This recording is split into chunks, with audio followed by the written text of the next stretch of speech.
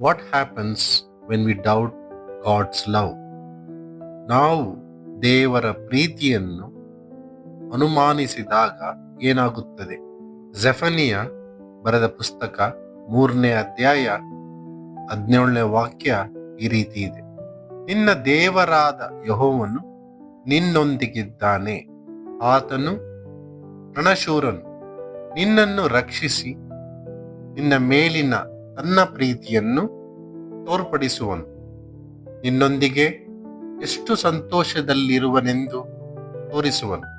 ನಿನ್ನೊಂದಿಗೆ ನಗಾಡುತ್ತಾ ಹರ್ಷಿಸುವನು. ನಮ್ಮ ದೇವರು ನಮ್ಮ ಜೊತೆ ಇದ್ದಾರೆ. ಇದನ್ನ ನಾವು ಅರ್ಥ ಮಾಡ್ಕೋಬೇಕು. ಭೂಲೋಕವನ್ನು ಸೃಷ್ಟಿ ಮಾಡಿ, ನಮ್ಮನ್ನು ಸೃಷ್ಟಿ ಮಾಡಿ ದೂರದಲ್ಲಿ ಇಲ್ಲ ಅವರು, ಪರಲೋಕದಲ್ಲಿ ಕುತ್ಕೊಂಡಿಲ್ಲ ಅವರು, ನಮ್ಮ ಮಧ್ಯದಲ್ಲಿದ್ದಾರೆ. ಇದು ನಮಗೆ ಸಂತೋಷ ತರಬೇಕು. ನಾವು ದೇವರು ಹುಡ್ಕೊಂತ ಹೋಗೋ ಅವಶ್ಯಕತೆ ಇಲ್ಲ. ನಮ್ಮ ಮಧ್ಯದಲ್ಲಿದ್ದಾರೆ. ಆದ್ರೆ ನಮಗೆ ಕಾಣಿಸ್ತಾರ? ನಮಗೆ ಕೇಳಿಸ್ತಾರ? ಅವ್ರು ಮಾತಾಡೋದು ನಮಗೆ ಕೇಳಿಸುತ್ತಾ? ಅವ್ರು ಮಾಡುವ ಅದ್ಭುತ ಕಾರ್ಯಗಳು ನಮಗೆ ಕಾಣಿಸುತ್ತ? ದೇವರು ನಮ್ಮ ಮಧ್ಯದಲ್ಲಿದ್ದಾರೆ. ನಾವು ಅವರ ಕಡೆ ಗಮನ ಕೊಡ್ತಾ ಇದ್ದೀವ? ಅಥವಾ ನಮ್ಮ ಜೀವನದಲ್ಲಿ, ನಮ್ಮ ಜಗತ್ತಿನಲ್ಲಿ ಮುಳುಗೋಗಿದೀವ? ನಮ್ಮ ಜಗತ್ತಲ್ಲಿ ಮುಳುಗೋಗಿದ್ರೆ ನಮಗೆ ದೇವರು ಹೆಂಗ್ ಕಾಣಿಸ್ತಾರೆ, ಹೆಂಗ್ ಕೇಳಿಸ್ತಾರೆ? ನಾವು ದೇವರಿಗೆ ಗಮನ ಕೊಡ್ಬೇಕು. ಸರಿ, ತುಂಬಾ ಹತ್ರ ಇದ್ದಾರೆ ನಮ್ಗೆ. ಮತ್ತೆ ವಾಕ್ಯ ಹೇಳುತ್ತೆ, ಆತನು ರಣಶೂರನು, ನಮಗೆ ರಕ್ಷಣೆ ಕೊಡ್ತಾರ. ಅವ್ರು ಯಾವ್ದ್ರಿಂದ ರಕ್ಷಣೆ? ನಮ್ಮ ಪಾಪಗಳಿಂದ ರಕ್ಷಣೆ. ಯಾವುದೇ ಪಾಪದಲ್ಲಿ ನಾವಿದ್ರೂ ಅದರಿಂದ ಬಿಡುಗಡೆ ಮಾಡುವ ಶಕ್ತಿ ದೇವರಲ್ಲಿದೆ. ಯೇಸು ಕ್ರಿಸ್ತನು ಮರಣದ ಮೇಲೆ ಜಯ ಹೊಂದಿದ್ದಾರೆ. ಎಲ್ಲಾ ಪಾಪದಿಂದ ನಮ್ಮನ್ನ ಬಿಡುಗಡೆ ಮಾಡಲು ಯೇಸು ಕ್ರಿಸ್ತನು ಶಕ್ತನು. ನಾವು ಮೊರೆ ಇಡಬೇಕು, ನಮ್ಮನ್ನು ರಕ್ಷಿಸು, ನಮ್ಮನ್ನು ಬಿಡುಗಡೆ ಮಾಡುವುದು. ದೇವರು ಸರ್ವಶಕ್ತನು. ಆದ್ರೆ ನಮಗೆ ಸ್ವಂತ ಬುದ್ಧಿ ಕೊಟ್ಟಿದ್ದಾರೆ, ಸ್ವಂತ ಆಲೋಚನೆ ಕೊಟ್ಟಿದ್ದಾರೆ. ನಾವು ಕರಿಬೇಕು, ದೇವ್ರು ಬಾ ಯೇಸು ಕ್ರಿಸ್ತ, ನನ್ನನ್ನು ರಕ್ಷಿಸು, ಪಾಪದಿಂದ ಬಿಡುಗಡೆ ಮಾಡು ಅಂದ್ರೆ ಮಾಡ್ತಾರೆ, ಖಂಡಿತ ಮಾಡ್ತಾರೆ. ನನಗ್ ದೇವ್ರು ಯಾಕಬೇಕು, ನನಗ್ ಶಕ್ತಿ ಇದೆ ಅಂತ ನಾವು ನಡ್ಕೊಂಡು ಓಡಾಡ್ತಾ ಇದ್ರೆ ದೇವ್ರು ಆಯ್ತಪ್ಪ ನಿನಗೆ ತೊಂದರೆ ಕೊಡಲ್ಲ ಅಂತ ದೂರದಿಂದ ನೋಡ್ತಾ ಇರ್ತಾರೆ. ಆದ್ರೆ ನಾವು ದೇವ್ರ ಕಡೆ ತಿರ್ಕೊಂಡು ದೇವ್ರಿಗೆ ಮೊರೆ ಇಟ್ರೆ ದೇವರು ನಮ್ಮ ಮೇಲಿರುವ ಪ್ರೀತಿಯನ್ನು ತೋರಿಸ್ತಾರೆ. ನಮ್ಮ ಪಾಪಗಳನ್ನು ಕ್ಷಮಿಸ್ತಾರೆ.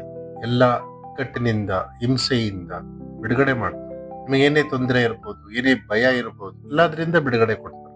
ವಾಕ್ಯ ಹೇಳುತ್ತೆ, ನಿನ್ನೊಂದಿಗೆ ಎಷ್ಟು ಸಂತೋಷದಲ್ಲಿರುವನೆಂದು ತೋರಿಸುವನು. ನಾವು ದೇವ್ರ ಕಡೆ ತಿರ್ಕೊಂಡ್ರೆ ದೇವ್ರಿಗೆ ಸಂತೋಷ ಆಗುತ್ತೆ. ಏಕೆಂದ್ರೆ ನಾವು ದೇವರು ಸೃಷ್ಟಿ ಮಾಡಿರೋರು ತಾನೇ. ನಾವು ದೇವ್ರಿಗೆ ಥ್ಯಾಂಕ್ಸ್ ಹೇಳಿದಾಗ, ದೇವ್ರ ಸಮೀಪಕ್ಕೆ ಹೋದಾಗ ದೇವರಿಗೆ ಖುಷಿ ಆಗುತ್ತೆ. ನಾವು ದೇವ್ರ ಕಡೆ ತಿಳ್ಕೋಬೇಕು, ದೇವರಿಗೆ ಮಹಿಮೆ ಪಡಿಸ್ಬೇಕು.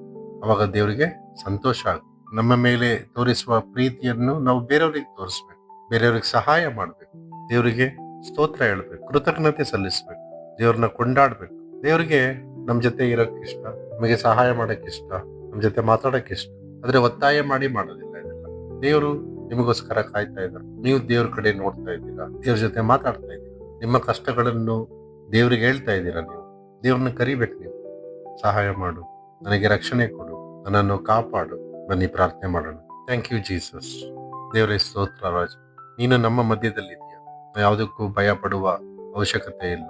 ನೀನು ನಮ್ಮ ಸಂಗಡ ಇರುವ ದೇವರು, ನಮ್ಮ ಮಧ್ಯದಲ್ಲಿರುವ ದೇವರು. ನೀನು ನನ್ನ ಜೊತೆಲಿದ್ದೀಯಾ, ನನಗೆ ಯಾವ ಭಯವಿಲ್ಲ. ನನ್ನನ್ನು ನೀನು ರಕ್ಷಿಸಿದೀಯ ರಾಜ, ನನ್ನ ತಪ್ಪುಗಳನ್ನು ಕ್ಷಮಿಸಿದೀಯ, ನನ್ನನ್ನು ಪಾಪದಿಂದ ಬಿಡುಗಡೆ ಮಾಡಿದ್ಯಾ, ನನ್ನ ಮೇಲೆ ಪ್ರೀತಿ ತೋರಿಸಿದ್ಯಾ ರಾಜ. ನನ್ನನ್ನು ಸದಾಕಾಲ ಕಾಪಾಡು. ಎಲ್ಲ ಭಯದಿಂದ, ಎಲ್ಲ ಹಿಂಸೆಗಳಿಂದ ನನ್ನನ್ನು ಬಿಡುಗಡೆ ಮಾಡು, ಪಾಪದಿಂದ ಬಿಡುಗಡೆ ಮಾಡು, ನನಗೆ ಸಹಾಯ ಮಾಡು. ನಿನ್ನ ಪ್ರೀತಿ ಸದಾಕಾಲ ನನ್ನ ಜೊತೆ ಇರಲಿ. ಯೇಸು ಕ್ರಿಸ್ತನ ನಾಮದಲ್ಲಿ ಬೇಡುತ್ತಿದ್ದೇನೆ, ಆಮೆನ್.